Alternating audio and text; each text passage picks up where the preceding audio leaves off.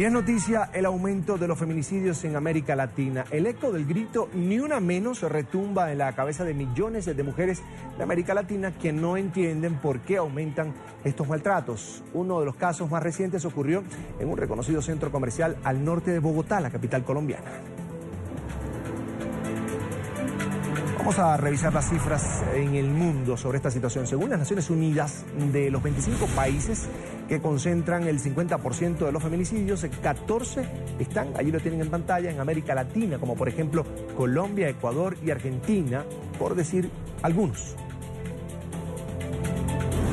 Seguimos revisando datos. Durante 2015 fueron registrados más de 37.000 casos de violencia sexual y psicológica contra las mujeres. Esto es Colombia. Cada 13 minutos una mujer es víctima de la violencia. Revisamos Brasil. Hay una violación, según el reporte oficial, cada 11 minutos. Seguimos en el sur y revisamos Argentina. En este país, cada 30 horas, pues asesinan a una mujer. Ya entramos en Norteamérica. En México son 7 las mujeres asesinadas cada día, muchas más desaparecidas y que además nunca aparecen. Estos son números de Ecuador, los que van a ver en pantalla. 6 de cada 10 mujeres han experimentado algún tipo de violencia de género y cada 5 días hay un feminicidio.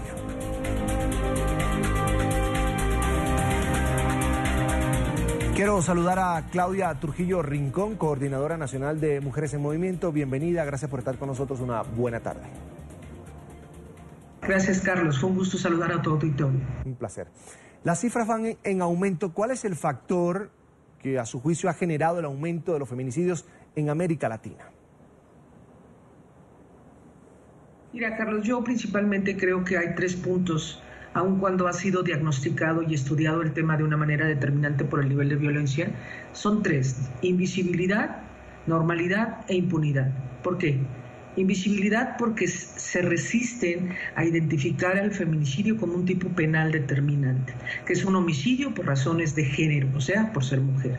Normalidad porque nuestra estructura patriarcal, machista, cultural en la sociedad también incide en que esto no pueda avanzar y los niveles de violencia se dan muchas veces en la pareja y en el hogar. Y finalmente impunidad porque de las cantidades exorbitantes que se puedan manejar, que tampoco son ciertas y claras, uno de los principales problemas es la impunidad. Tenemos una cifra de 3.000 homicidios en el año y solo 690 son investigados como feminicidios. Entonces, si tú te das cuenta, esos 3 puntos son un detonante terrible que no permite que la violencia vaya cediendo en América Latina. Ahora, teniendo en cuenta que el 98% de los casos pues, se quedan impunes y las personas vuelven además a reincidir, ¿cuál sería la pena ejemplar para quienes se cometen este tipo de delitos, para quienes abusan de las mujeres? Mira, en diferentes países de América Latina, yo te voy a poner el ejemplo de México. En México son 12 estados de la República que manejan las estadísticas más altas en este caso, en los temas de feminicidios. Pero, por ejemplo, en el Estado de México, al día de hoy, en donde inclusive fue gobernador previamente nuestro presidente el día de hoy, hablamos de cantidades, hablamos de fiscalías especializadas, hablamos de procesos, inclusive acaba de cumplir una década la Ley General de Acceso a las mujeres a una vida libre de violencia, sin que podamos detener y frenar esa situación. O sea, en la ley, en los códigos penales, congresos de los estados están haciendo esfuerzos para tipificarlo propiamente, el Código Penal Federal, de que pueda volver a determinarse como un delito grave. En esta ley que te digo que acaba de cumplir una década, esta ley prevé órdenes de restricción, o sea, prevé el ejercicio legal está dado. Lo que necesitamos es que, como tú señalas claramente, sea un castigo ejemplar. El proceso de la impunidad no permite que sean juzgados con los elementos. Las indagaciones no toman en cuenta las verdaderas identificaciones del tipo penal, el trabajo de laboratorio. Son muchas veces delitos de naturaleza oculta que se dan en hogares, que se dan en lugares en donde tus mismos agresores es la familia. Entonces, en esta parte específica es una danza de impunidad la que no permite que todas estas herramientas legales, en las actualizaciones que se vayan dando en códigos penales y leyes, como señalábamos hace un momento, no permitan que se pueda ver el beneficio inmediato o que la mujer sienta el beneficio inmediato en el ejercicio de su desarrollo diario. No solamente es el feminicidio, empieza desde un acoso, empieza desde la violencia intrafamiliar, tenemos violencia obstétrica, o sea, hay muchas formas en las que se va determinando y el feminicidio es el final de ese proceso. Entonces, si te das cuenta, hay un camino antes que no está tomando las providencias cautelares que le den certeza y seguridad a la vida libre de las mujeres. Señora Trujillo, en Colombia hay polémica por el caso de Claudia Johanna Rodríguez, quien fue asesinada por su expareja en un reconocido centro comercial de Bogotá, de la capital, pues este asesino ya había cometido otros 2 homicidios y por reducción de penas quedó en libertad. Le pregunto, en este caso podemos decir que el juez que acordó esa medida de libertad tiene cierta responsabilidad en lo que hizo este sujeto. Mira, en la lucha por el feminismo, tan cuestionado en muchas, de manera global, yo te quisiera decir que las mujeres, las niñas, tenemos derecho a una vida libre, a comunidades seguras, a ciudades seguras, a políticas públicas que se reflejen como acciones afirmativas para que no seamos objeto de este tipo de ejemplos que tú acabas de dar. Esto no empieza solo en un marco legal. Esto empieza, como dije desde un principio, en que culturalmente no sea visto normal, que no sea un ejercicio de juego el hecho de que tú le puedas pegar a tu hermanita estando en tu casa, porque al rato te conviertes en una persona que puede tener ese tipo de conductas. No puede ser visto normal que en la legislación tengamos que estar peleando las mujeres por que se den estos tipos penales, porque las autoridades, por ejemplo, se crean fiscalías especializadas para la mujer, en donde la mujer sea atendida por mujeres, en donde la mujer pueda tener decoro, pueda tener privacidad, pueda tener intimidad, porque además ha sido objeto de un ultraje.